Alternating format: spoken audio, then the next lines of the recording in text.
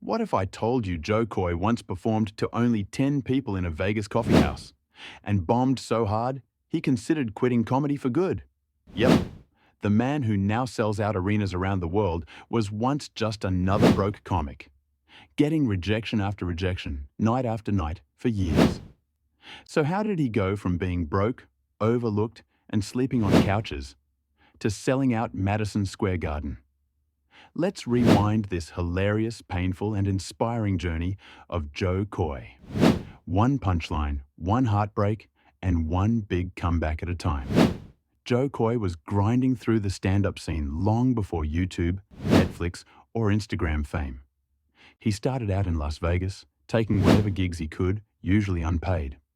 One night, he invited his family to come watch him perform at a coffee shop. They showed up. No one else did. Still, Jo Koy got on that mic and did a full set for 10 people who were mostly related to him. And let's just say, no standing ovations that night. It wasn't a fluke.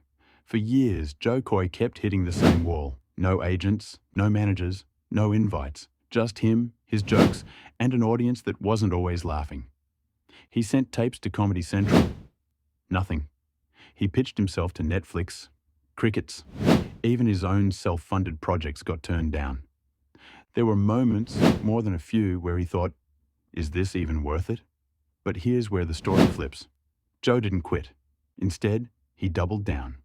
After one brutal rejection from Netflix, where they told him there was no market for his comedy, he looked them dead in the metaphorical eye and said, watch me. He took $300,000 of his own money, maxed out credit cards, borrowed from friends, and shot his own comedy special. That's right, he risked it all, believing in himself when nobody else did. He filmed Live from Seattle on his dime. Then he shopped it around again. Netflix circled back. This time, they bought it, and it blew up. That special launched a whole new chapter. Suddenly, the world couldn't get enough of Jo Koy. From Comin' in Hot to In His Elements to best-selling books and Hollywood films, Jo Koy became more than a comedian. He became a movement. A proud Filipino-American voice in a space where his culture had been largely invisible.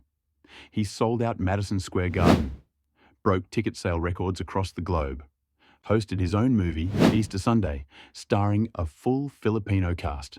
And in a full-circle moment, Netflix now can't stop calling. His son, whom he used to drive around in a beat-up car with zero money to his name, now sees his dad on billboards around the world. Jo Koy's story isn't just about jokes. It's about grit, about betting on yourself when no one else will, about taking rejection, turning it into fuel, and laughing all the way to the top.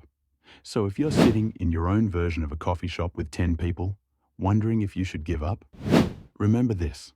As Mr. Ambit would say, you failed when you stop.